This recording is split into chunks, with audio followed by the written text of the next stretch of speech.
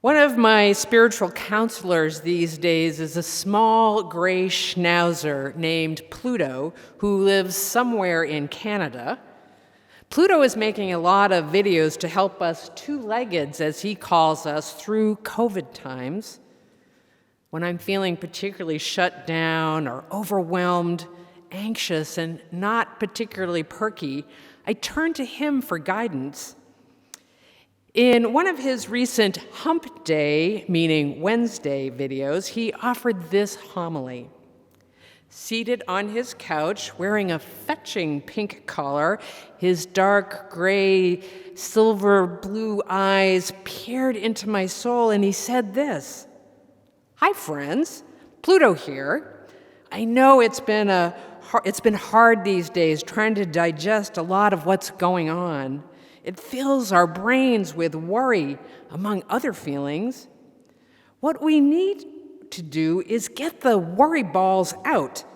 No one likes having that stuck in your throat feeling, or feeling your heart race around, but not in that whooshy way, but that bang, bang, bang. Maybe what you can do with all those worries is make yourself a worry wall. Pick one wall in your house. Don't worry if you just painted it with a fancy Benjamin Moore Wind's Breath white or a Shaker beige. Now go get your crayons and your markers and maybe some old lipsticks, maybe some finger paints, and start getting your thoughts out on the wall. Remember, it's just a wall. When we paint out our mood murals, we see the words and we can start, and when we can see them, we can feel less scared. And then you can sit down with your family or maybe Zoom in with a friend and talk about those words on your worry wall. And pretty soon, when you talk it out, let the pent-up air of those words out and get the feelings behind them. The worry feelings kind of deflate, and you have more room inside, and maybe some happy words will bubble up. And we get through it all. We can go back to the Benjamin Moore store and buy some Dorset gold or Sagebrook sage and paint all those worries over. And just in case there's someone in your house who doesn't really want them having the wall painted, you can try a notebook and put all your danger doodles inside of it. Remember, friends, high hands and open heart, and over the hump we go. Bless you, Pluto. Now, back in reality, Wendy has yet to agree to have a worry wall. She likes how the Wind's Breath white looks in our living room. So I've contented myself with a notebook for all my danger doodles. But to be honest, all this lockdown and being shut in, closed off from people that I love and from things that bring me joy, makes me pine for a place like Mr. Rogers' neighborhood, where we can share what's bubbling up in our hearts or what's weighing us down. A place where we can feel heard and can help one another. I mean, let's be serious. Mr. Rogers just wasn't talking to kids. He had a message for all of us. The same writer, Tom Junot, that Vanessa mentioned, whose story was adapted for the movie It's a Beautiful Day in the Neighborhood, tells this story about Mr. Rogers. He says, when I first visited the neighborhood 21 years ago, one of his in-house writers, the same Hedda Sharapan, told what had happened when he'd enlisted her to write a manual to teach doctors how to talk to children. She worked hard on it, using all her education and experience in the field of child development. But when she handed him her opening, he crossed out what she had written and replaced it with 6 words. You were a child once, too.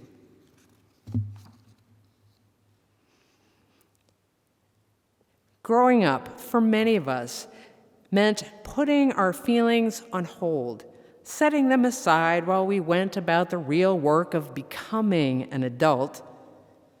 We forgot at times what it was like to be a child and to have feelings and want to express them with our words or our crayons or maybe a temper tango.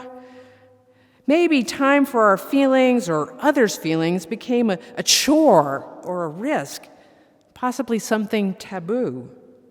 Over time, many of us forgot how to make time to listen and even to look deep within. What Fred Rogers hoped to do was to help us imagine a place, a public space, a place full of strangers, transformed by love and kindness into something like a neighborhood where everyone was welcome. It's funny, that does remind me of a place I know. You know, our church sounds a lot like Fred Rogers' neighborhood, though we could use some more puppets. Maybe when we gather again, we can have a button-down sweaters and soft-worn sneakers Sunday. Take a break from our busy, rush, adulting ways and cozy up with one another.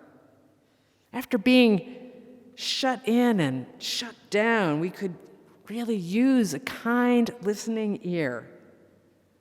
It's like Pluto says, we are all going to need a little lifting up when things are said and done, and high hands and open heart.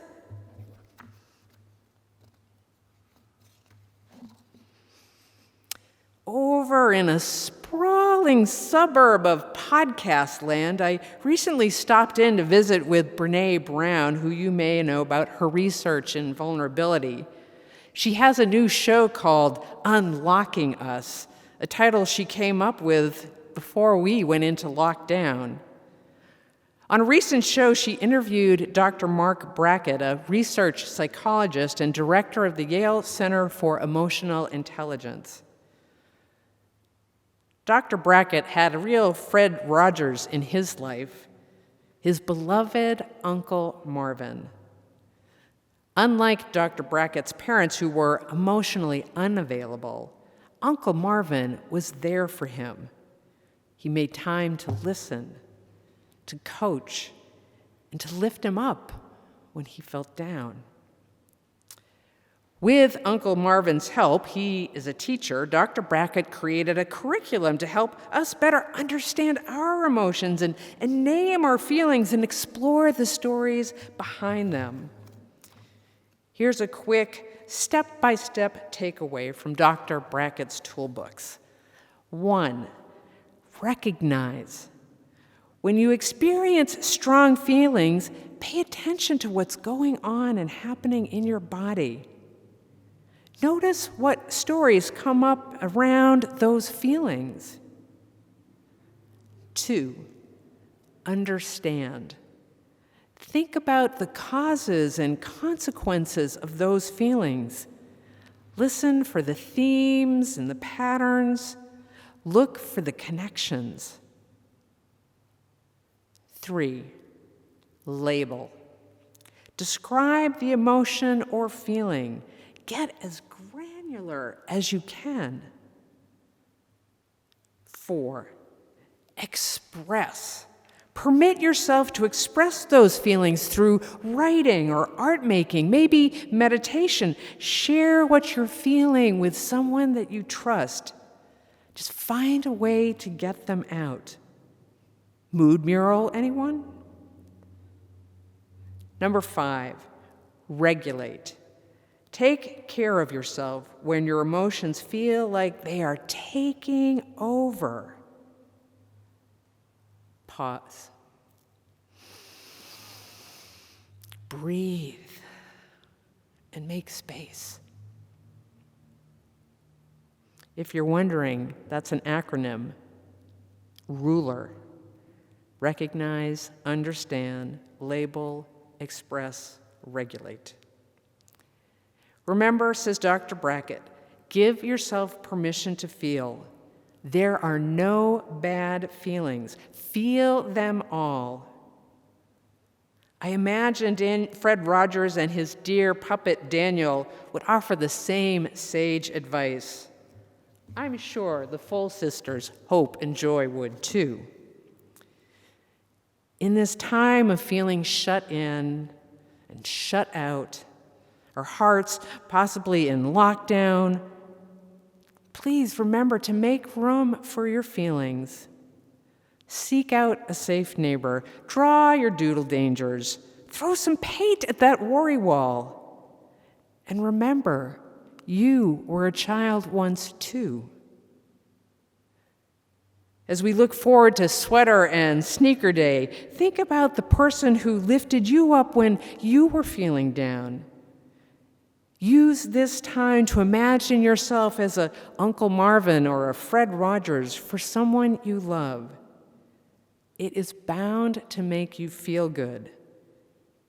And feeling good these days is just what we need.